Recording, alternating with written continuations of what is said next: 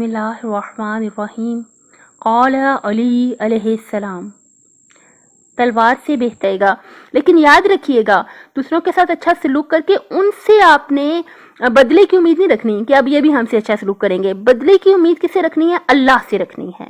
اللہ پاک میں نے آپ کی مخلوق کا دل خوش کیا، مجھے اجر جو دینا ہے، مجھے جو اس کا انعام ملنا ہے وہ اللہ کی طرف سے ملنا ہے، یہ توجہ رکھیے گا۔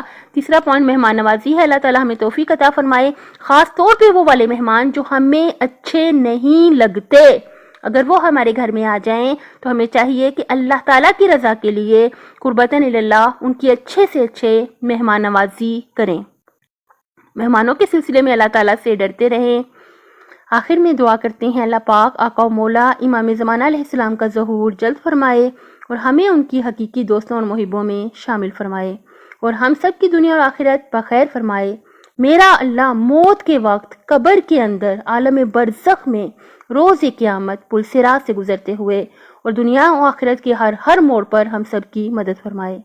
اپنی صحت، آخرت اور خالق کی مخلوق کا بہت زیادہ خیال رکھیے گا۔ اللہ پاک دنیا اور آخرت میں حامی و ناصر ہو آپ کا۔